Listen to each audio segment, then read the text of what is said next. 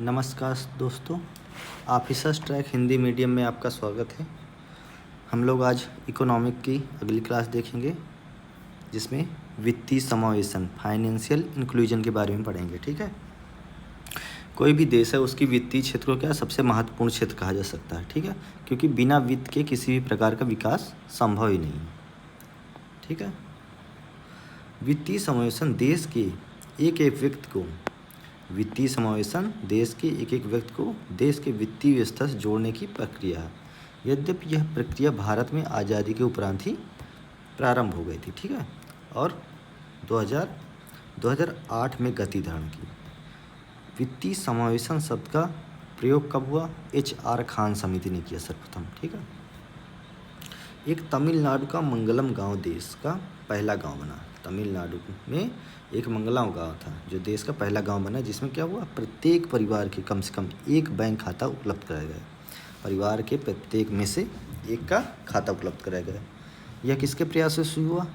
KC चक्रवर्ती के प्रयासों से हुआ, जो उस समय क्या थे, इंडियन बैंक के अध्यक्ष थे। और फिर बाद में उनको RBI के डिप्टी गवर्नर बन गए, उनको डिप्टी गवर्नर बना दिया गया। ठीक है, इसके बाद केरल भारत का वह राज्य बना जिसमें प्रत्येक परिवार को कम से कम एक बैंक खाता उपलब्ध कराया गया। ये पहला राज्य बन गया, वो गांव था, ये पहला राज्य बन गया था। अब इसके क्या लक्ष्य हो सकते हैं वित्तीय समावेशन के लक्ष्य? ठीक है, संस्थागत बैंकिंग व्यवस्था से लोगों को जोड़ना ताकि जमा करने की प्रवृत्ति को बढ़ावा दिया सके। अगर बैंकों से लोग जुड़ेंगे तो क्या बचत अपनी पैसे रुपयों को धीरे धीरे कुछ बचत करना शुरू करेंगे। ठीक है, जिससे निवेश में वृद्धि होगी। संस्थागत ऋण उपलब्ध कराना ताकि साहूकारों पर आश्रितता कम हो। जैसे गांव में लोग साहूकारों से पैसा ले लेते हैं जिनका ब्याज बहुत ज़्यादा होता है। ठीक है, उसको कम करना ताकि लोग सरकारी संस्थाओं से पैसा लें। ठीक है, प्रत्यक्ष निःशुल्क वित्तीय परामर्श, किसी को कोई सलाह चाहिए तो वो निःशुल्क मिल सके। वित्तीय साक्षरता को बढ़ावा देना। ठीक है, शिक्षा के क्षेत्र में बढ़ावा मिले। बिना नकद के प्रयोग वित्तीय लेन, जैसे आजकल UPI चल रहा है, डिजिटल पेमेंट को बढ़ावा देना।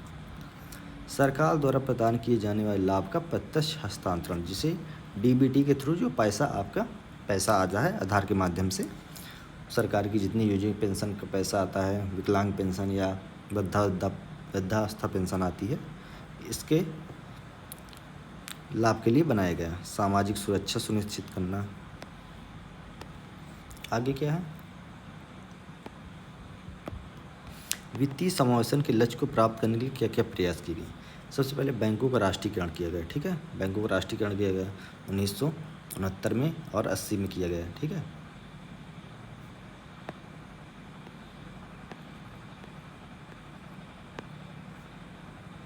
और 1980 में इसमें 6 बैंकों का,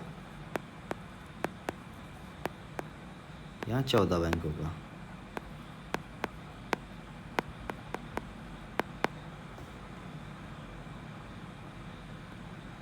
ठीक है, फिर क्या हुआ, 1969 में ग्रामीण बैंक, अग्रणी बैंक, जिसे लीड बैंक बोलते हैं, प्रत्येक जिले का एक लीड बैंक होगा जिनकी शाखाएं ज़्यादा होती हैं, उसको लागू किया गया। इसे सर्विस एरिया अप्रोच भी कहते हैं, मतलब उस क्षेत्र को यही लीड करेगा।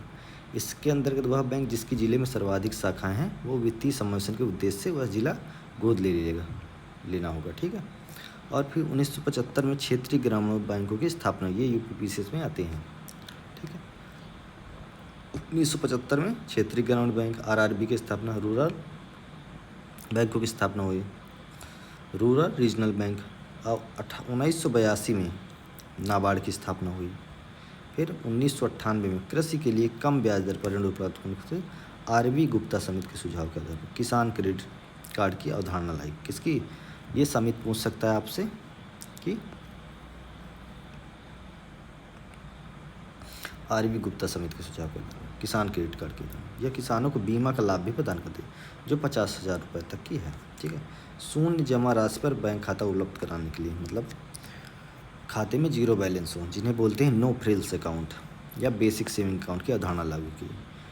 और यह सुनिश्चित करने के लिए बैंक प्रत्येक घर पहुँचे। बैंक मित्र और बैंक साथी की भी अवधारणा शुरू की गई। धीरे धीरे BC पॉइंट जो हो जाते हैं, छोटे छोटे बैंकिंग शाखाएँ खुल जाती हैं। प्राथमिकता वाले क्षेत्रों को दिए जाने वाले ऋण बनाया गया। मुद्रा योजना लागू किया गया और लघु वित्तीय बैंक एवं भुगतान पेमेंट बैंक की स्थापना की गई। ठीक है, जिसे एयरटेल पेमेंट बैंक, और प्रधानमंत्री जनधन योजना को लागू किया गया। ये प्रयास किए गए वित्तीय इंक्लूजन के लिए। आगे देखते हैं क्या है मुद्रा योजना। ये क्या है, इसका फुल फॉर्म क्या है, माइक्रो यूनिट्स, एम से micro units development and refinance agency. ठीक है, वित्तीय समावेशन के लक्ष्य को प्राप्त करने के लिए उद्देश्य से एवं स्वरोजगार के अवसरों को, मतलब कि लोग अपने स्वयं के उद्योग धंधे, छोटे छोटे उद्योग स्थापित कर सकें, इसके बढ़ावा देने के लिए मुद्रा लाया गया था। ये कब लाया गया था, 8 अप्रैल 2015 को मुद्रा योजना लाई गई। ठीक है। इस योजना के अंतर्गत मुद्रा बैंक की अवधारणा स्थापना की गई। मुद्रा बैंक जो कि एक पुनर्वित्त संस्थान है, रीफाइनेंस एजेंसी है। इसमें सरकार पूंजी निवेश करती है। इसमें क्या करती है, सरकार पूंजी का, कैपिटल का इन्वेस्टमेंट करती है एवं मुद्रा बैंक के अन्य बैंकों को, सूक्ष्म वित्तीय संस्थानों को एवं NBFCs को ऋण उपलब्ध कराती, लोन उपलब्ध कराती है। प्रारंभ में सरकार ने इसकी स्थापना के उद्देश्य कितना, शुरुआत में इसकी स्थापना के उद्देश्य से 20,000 करोड़ रुपए की पूंजी निवेश किया एवं 3,000 करोड़ रुपए अलग से रखे गए थे।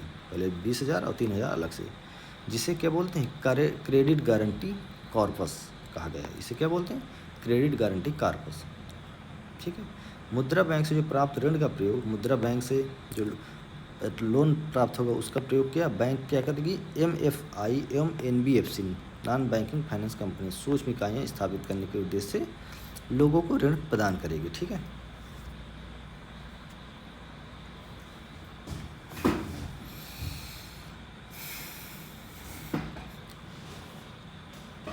माइक्रो फाइनेंस इंस्टीट्यूशंस और NBFCs को।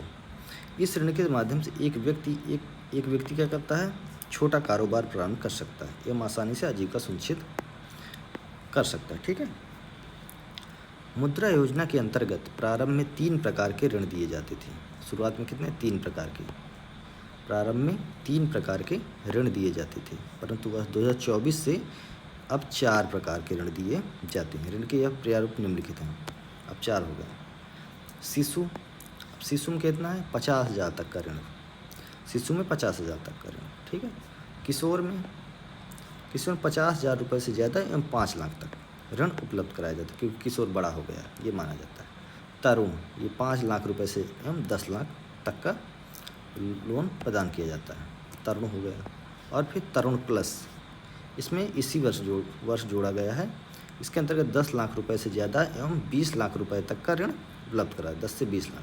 परंतु यह ऋण उन्हीं ग्राहकों को उपलब्ध कराया जाता है। यह किसे, परंतु ये क्लास लगा है कि यह ऋण उन्हीं ग्राहकों को उपलब्ध कराया जाता है जिन्होंने तरुण श्रेणी का ऋण प्राप्त कर समय से इसकी वापसी कर दी। तरुण का हुआ तभी तरुण प्लस में शामिल किया गया।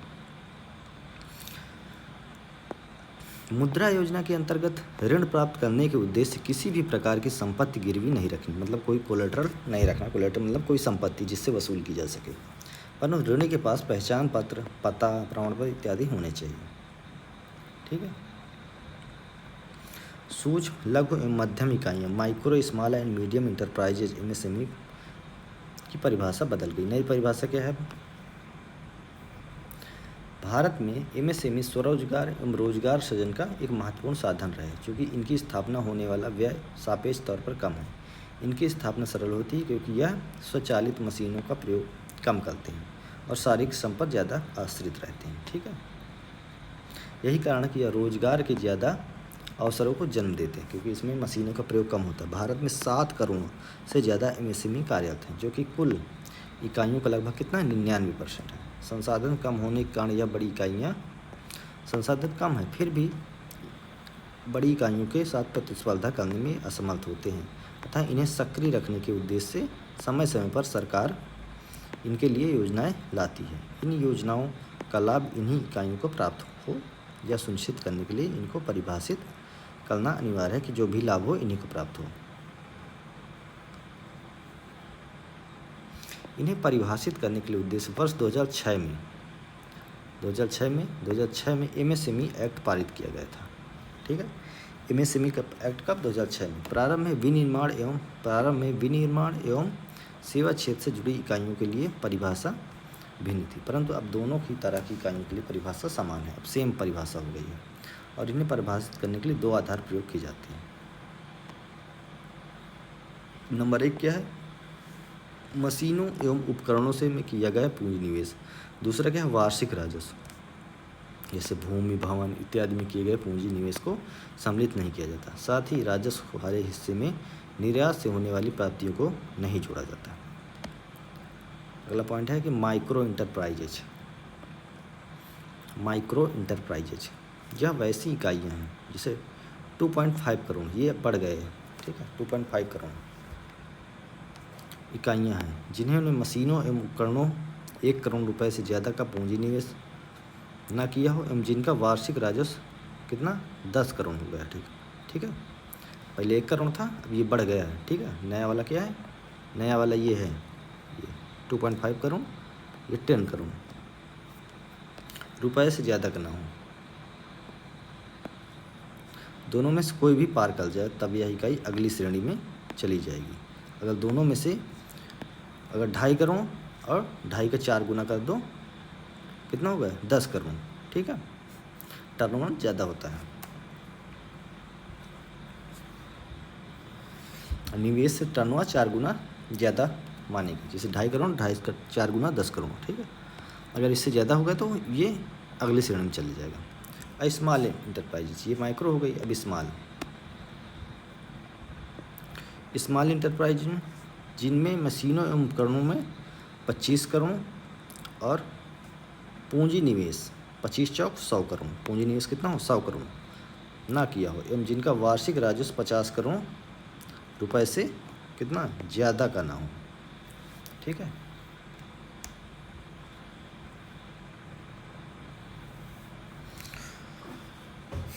पचास 100 करोड़ से 50 करोड़ नहीं, 100 करोड़।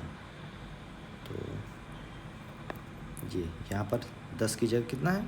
25 करोड़ है, यहाँ 50 करोड़ की जगह 100 करोड़। ठीक है, 100 करोड़ से ज़्यादा निवेश ना किया हो। दोनों में से यदि इनको भी पार कर जाएगा तो वो अगली श्रेणी में चली जाएगी। ठीक है, स्मॉल से किस में चली जाएगी? मीडियम में चली जाएगी। और जिन्होंने मशीनों एवं उपकरणों में निवेश कितना किया हो? 125 करोड़ रुपए से ज़्यादा का निवेश ना किया हो एवं जिनका वार्षिक राजस्व कितना 500 करोड़ रुपए से ज़्यादा ना हो, ये दोनों में से कोई भी पार कर जाए तो ये अगली श्रेणी में चली जाएगी। ठीक है, तो 125 का 4 गुना कितना? 500 करोड़।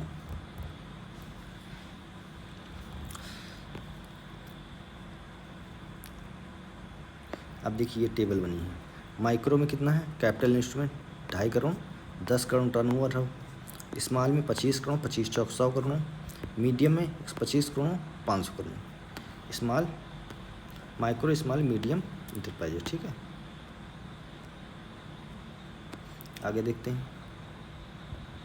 प्रधानमंत्री जन धन योजना, इसे वित्तीय समावेशन के लक्ष्य प्राप्त करने के लिए वित्तीय समावेशन के लक्ष्य को प्राप्त करने के उद्देश्य सरकार द्वारा किए गए सबसे प्रभावशाली प्रभाव के रूप में देखा जाए। इसके अंतर्गत सरकार ने यह सुनिश्चित करने का प्रयास किया कि देश के हर व्यक्ति को, प्रत्येक व्यक्ति को एक बैंक खाता खोल दिया जाए। इसका उद्देश्य ही था जब मुद्रा जनधन योजना आई। इस योजना की शुरुआत कब हुई? ये पॉइंट याद कर लीजिए कि 28 अगस्त 2014 को की। इस योजना में निजी एवं सार्वजनिक क्षेत्र दोनों ही बैंकों के योगदान अर्थात खाता क्षेत्र दोनों क्षेत्रों को बैंकों को प्रदान करना था। तो इस योजना में निजी एवं सार्वजनिक क्षेत्र दोनों ही बैंकों का योगदान सुनिश्चित किया गया था। ठीक है, ये पॉइंट याद रखना। इसके अंदर पहले दिन कुल के 77,000 शिविरों के माध्यम से कितने 1.5 करोड़ खाते खुले गए थे पहले दिन। यह कीर्तिमान वर्ल्ड रिकॉर्ड था। धीरे धीरे 10 वर्षों में इस योजना के 53 करोड़ से ज़्यादा बैंक खाते खुले गए। इसमें 29.5% खाते महिलाएं को हैं। ठीक है, 29.5। इस योजना के अंतर्गत जो है खाता खुलवाने की प्रक्रिया सरल बनाने के उद्देश्य ग्राहक के पहचान संबंधी मानदंडों KYC को सरल बनाया गया और इसके अंदर पारस्परिक प्रमाण पत्र के साथ MG नरेगा के अंतर्गत दिए जाने वाले जॉब कार्ड भी प्रमाण पत्र के रूप में मान्य हैं। ग्राम पंचायत द्वारा जारी प्रमाण पत्र भी मान्य होंगे। प्रधानमंत्री जनधन योजना के अंतर्गत बेसिक बचत खाते प्रदान किए जा रहे हैं। इस खाते में न्यूनतम जमा राशि रखी जाती है, शून्य रखी जाती है, मतलब इसमें 0 रुपया रहेगा तब भी कोई पैसा नहीं काटा जाएगा। अतः इसका उद्देश्य यह सुनिश्चित करने का है कि समाज का प्रत्येक वर्ग बैंक खाता प्राप्त कर सके।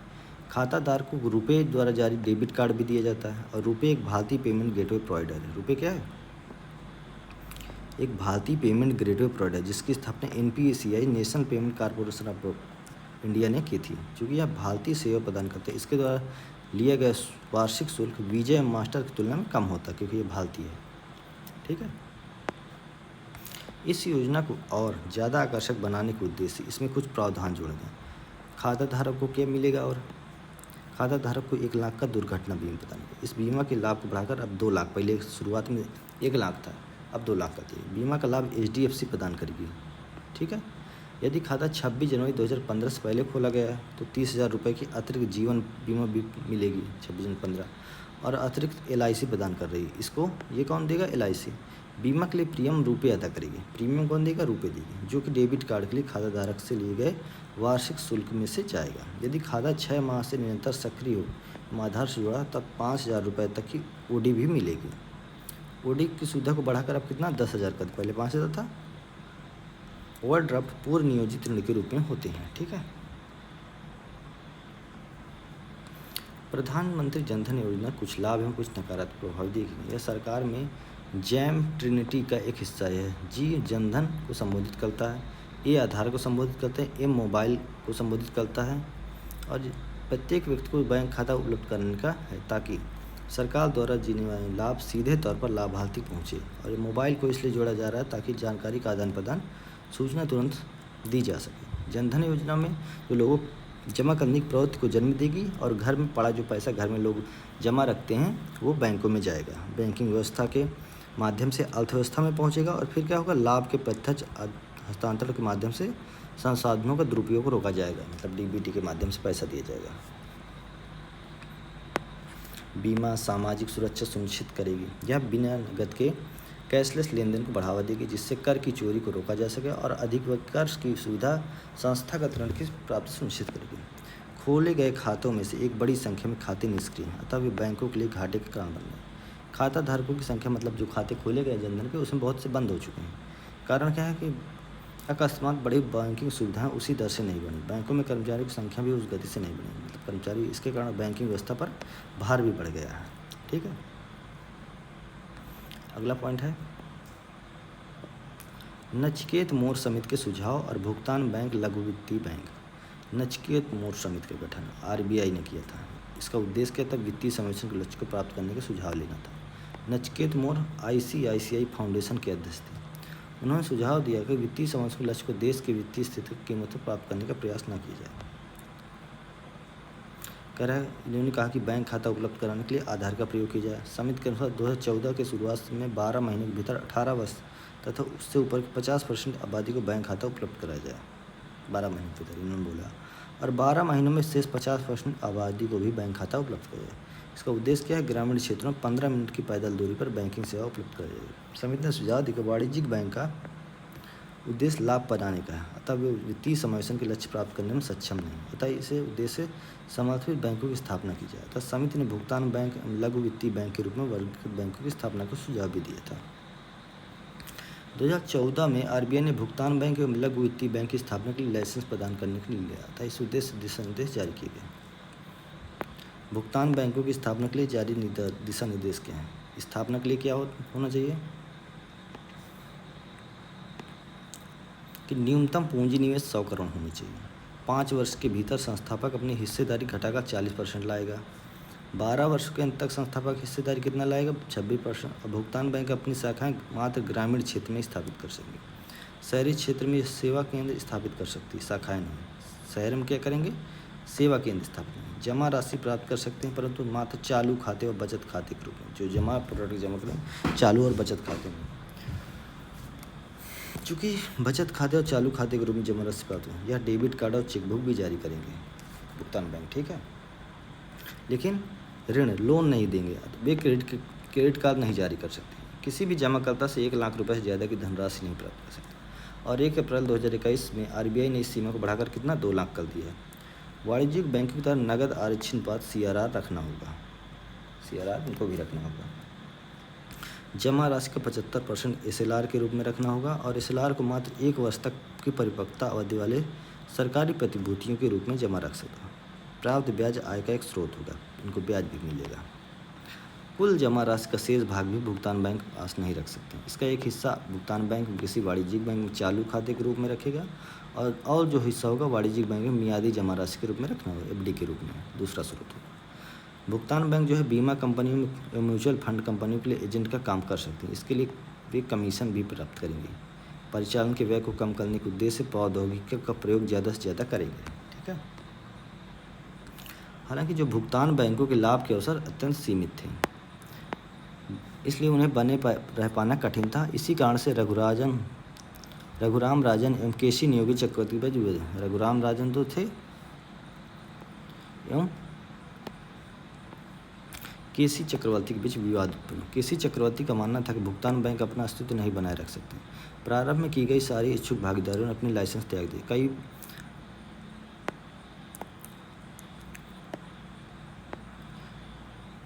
कई अन्य बाद में भी विफल हो गए। भारत में स्थापित पहली भुगतान बैंक कौन थी, ये याद रखिए,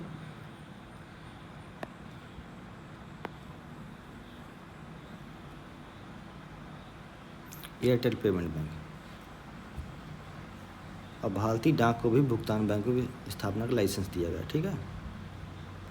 इंडिया पोस्ट पेमेंट बैंक जिसे कहा गया, इंडिया पोस्ट पेमेंट बैंक।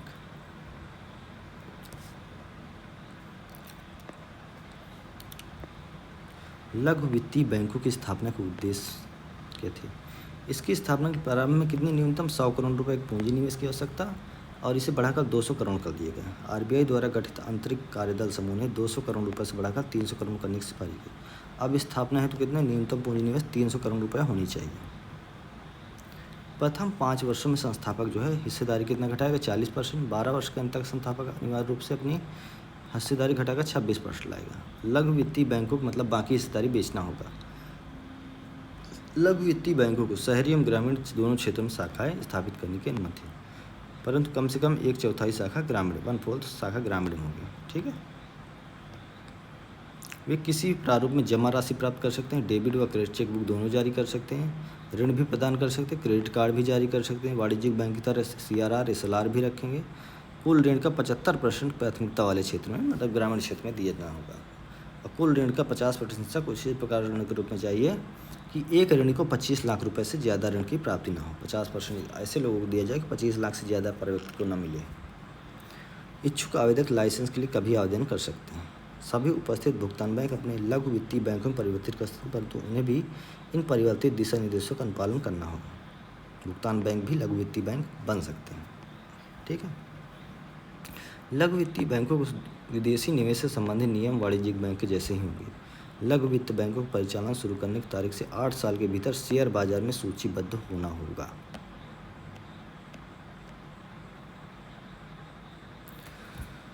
संप्रभु, अगला पॉइंट क्या है,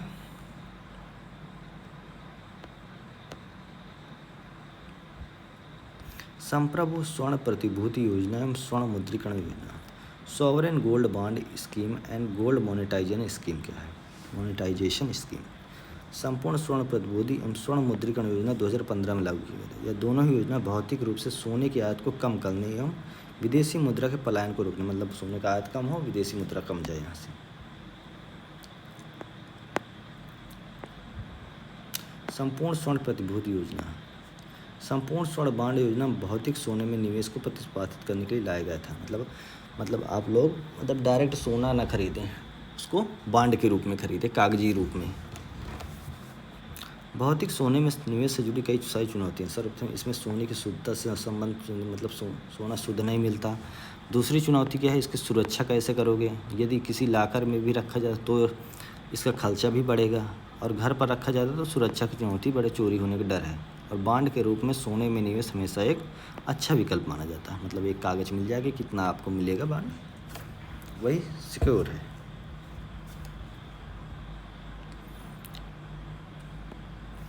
आरबीआई भारत सरकार से अनुमति प्राप्त कर जारी कर सकती है। बॉन्ड पर सोने की मात्रा के रूप में एक फेस वैल्यू मुद्रित होती है और 1 ग्राम या उसके गुणज के रूप में मिलता है। बॉन्ड को वाणिज्यिक बैंक, डाकघर, स्टॉक एक्सचेंज के माध्यम से खरीदा जा सकता है। इसे सीधे आरबीआई से भी लिया जा सकता है। एक व्यक्ति, अविभाजित परिवार, विश्वविद्यालय, ट्रस्ट बॉन्ड खरीद सकते हैं। ठीक है। एक वित्तीय वर्ष में जो है फाइनेंस में एक व्यक्ति अथवा अविभाजित परिवार कम से कम 1 ग्राम का बांड व ज़्यादा से ज़्यादा 4 किलो का बांड खरीद सकते हैं। और विश्वविद्यालय ट्रस्ट वित्तीय वर्ष में कम से कम 1 ग्राम का बांड, ज़्यादा से ज़्यादा 20 किलो का बांड। ये याद रखना है, 1 ग्राम व्यक्तिगत रूप में 1 किलो, 1 ग्राम से 4 किलो, और कोई संस्था ले रही तो 1 ग्राम का बांड हुआ 20 किलो तक। बांड पर जो मूल्य लागू हुआ भौतिक सोने के मूल्य पर आधारित, मतलब जो आज बांड लिया हमने अगर 50,000 ग्राम है तो वही मूल्य उसका रहेगा। ठीक है, जितना बढ़ेगा उसी हिसाब से वो बढ़ता जाएगा, जो उस समय फेस वैल्यू होगा उसी हिसाब से आपको पैसा मिलेगा। परंतु यह मूल्य विगत सप्ताह के अंतिम 3 कार्य दिवस का औसत मूल्य होगा, मतलब पिछला जो 3 दिन है उसी का औसत होगा अगर हम आज कोई बांड लेंगे। यदि बांड नकद में खरीदा जाए तो 20,000 की खरीदारी की जा सकती है। बांड की खरीदारी ऑनलाइन भुगतान के माध्यम से, प्रत्येक बांड की खरीदारी 50 रुपये भी छूट मिलती है। बांड का मूल्य क्या होता है, भौतिक सोने के मूल्य के आधार पर परिवर्तित होता रहेगा, परंतु निवेश के प्रारंभिक धनराशि पर, जो आप मान लें 50,000 का बांड लिए हैं तो उसमें 2.5% का ब्याज भी मिलेगा। ब्याज की वार्षिक दर यह वार्षिक है और 2 हिस्सों में 6 महीने पर, ये आपको 6 महीने में आपके खाते में आता जाएगा। ठीक है, प्रत्येक 6 महीने में।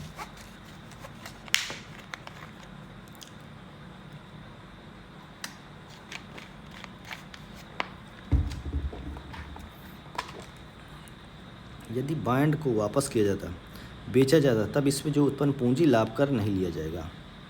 अगर बेचोगे तो आप जो लाभ होगा उसको टैक्स नहीं लिया जाएगा, परंतु ब्याज पर कर लागू होगा। लेकिन अगर ब्याज मिलेगा उस पर कर लागू रहेगा। बांड को बैंक अथवा वित्तीय संस्थानों के पास गिरवी रखकर निवेशक इसके बदले लोन भी ले सकते हैं। बैंक भी इस बांड को अपने SLR के रूप में दिखा सकते हैं। बांड की परिपक्वता अवधि 8 वर्ष है, मतलब 8 वर्ष इसकी मैच्योरिटी पीरियड है, 8 वर्ष में ले सकते हैं। इसका भुगतान 5वें वर्ष के उपरांत इसे कभी भी वापस लिया जा सकता है। यदि निवेशक को धन की आवश्यकता हो तब खरीदारी के 15 दिनों के उपरांत इसे कभी भी स्टॉक एक्सचेंज पर बेचा जा सकता है। ठीक है, निवेशक है उसको पैसे की ज़रूरत है तो 15 दिनों के उपरांत कभी भी स्टॉक एक्सचेंज पर बेचा जा सकता है। बैंक अथवा डाकघर को बांड बेचने पर 1% कमीशन दिया जाएगा, और यदि बांड एजेंट के माध्यम से बेचा गया तब ऐसे कमीशन का 50% उसे एजेंट को दिया जाएगा। ठीक है, 1% में से।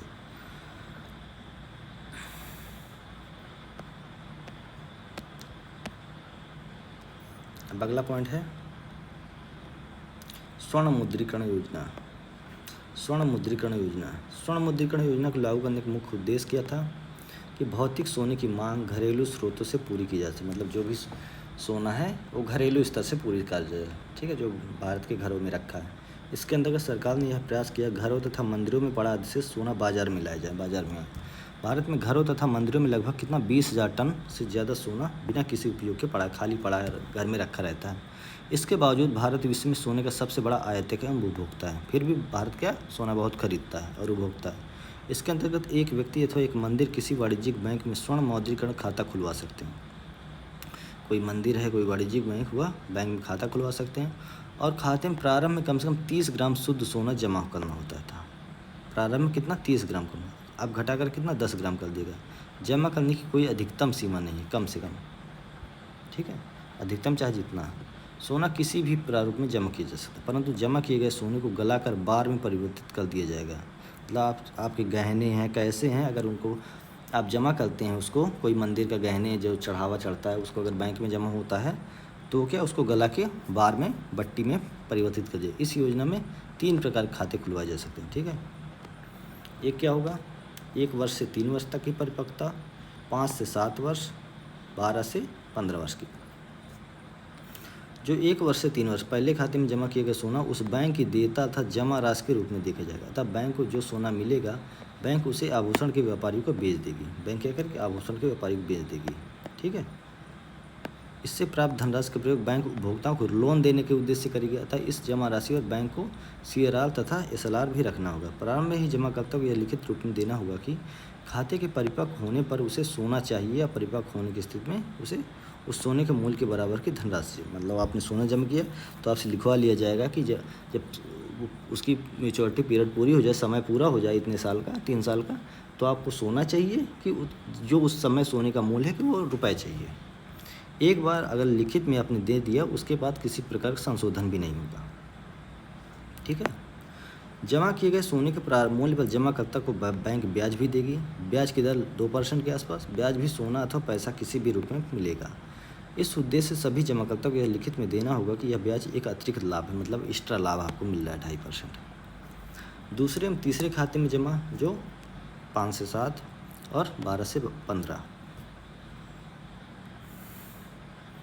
इसमें सोने को बैंक के जमा राशि के रूप में नहीं दिया जाएगा। इसमें क्या किया जाएगा, दूसरे एवं तीसरे खाते में जमा किया गया जो सोना है उसको बैंक जमा राशि नहीं माना जाएगा, ताकि इन दोनों खातों में जमा सोने पर बैंक को CRR SLR रखने की आवश्यकता नहीं। दोनों खातों में जमा सोने को क्या किया जाएगा, भारत सरकार की लायबिलिटी माना जाएगा। दोनों खातों में जो सोना मिलेगा वो metal and mineral trading corporation को दे देगी। यह सोनार को बेचा दिया जाएगा और जो धनराशि प्राप्त होगी ऋण के रूप में जाएगी, सरकार के पास जाएगी और जमाकर्ता को ब्याज सरकार अदा करेगी। 5 से 7 वर्ष की परिपक्वता वाले खाते में 2.25% और जो तीसरे खाते में 2.5% मिलेगा। दोनों खातों में मात्र एक माध्यम का कार्य करती है। बैंक क्या करती है, एक माध्यम केवल होती है।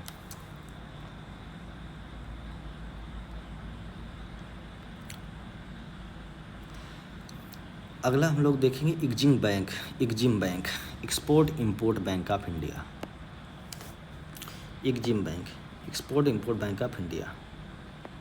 एग्जिम बैंक अखिल भारतीय वित्तीय संस्थान की श्रेणी में आती है। इसकी स्थापना कब हुई थी, इसकी स्थापना एग्जिम बैंक एक्ट 1981 के अंतर्गत वर्ष 1982 में की गई थी।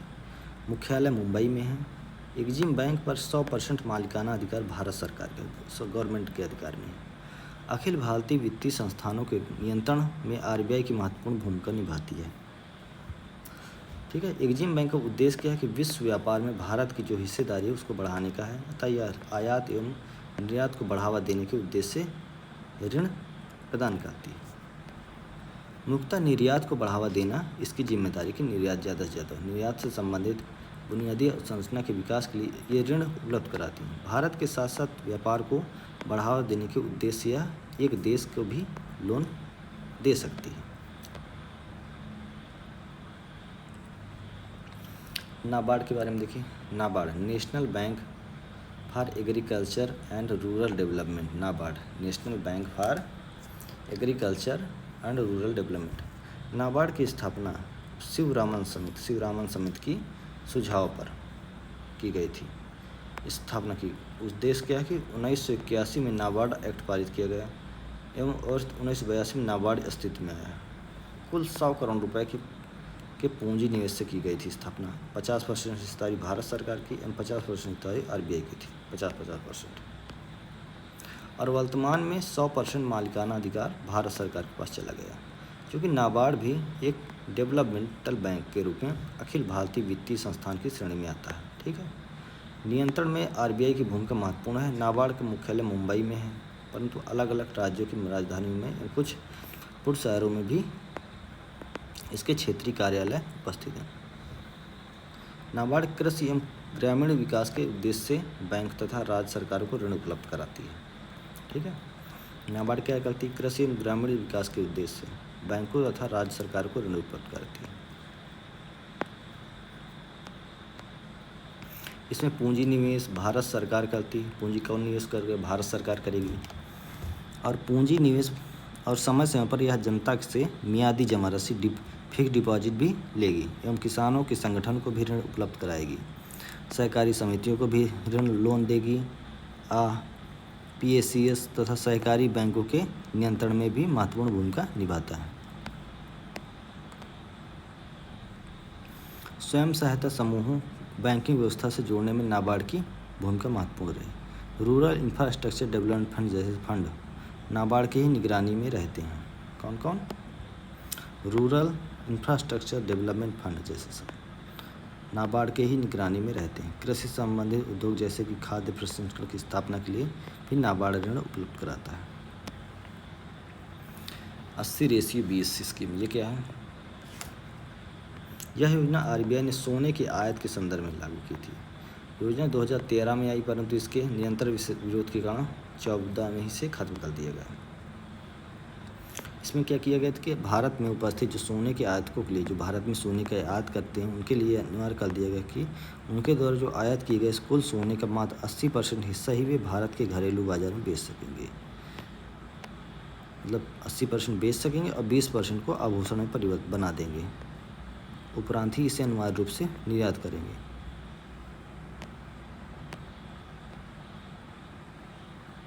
मतलब 20% के आभूषणों में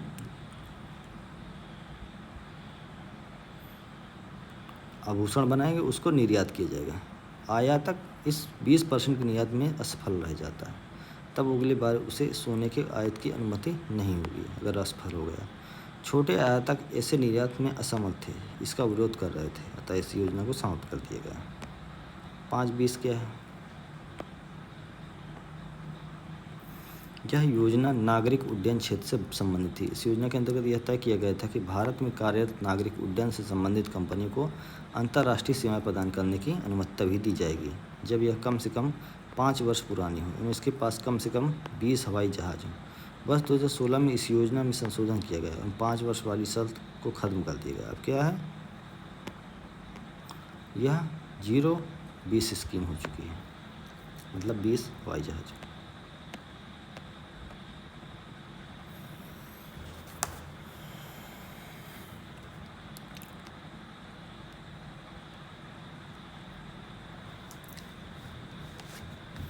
अगला है domestic systematically important bank NNBFC।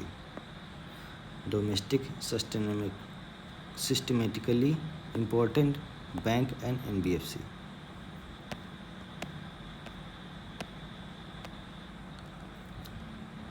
ठीक है, आज यहीं तक क्लास रहने देते हैं। अगली क्लास कल फिर देखेंगे। क्लास कैसी लगी कमेंट करें, लाइक करें, सब्सक्राइब करें। धन्यवाद।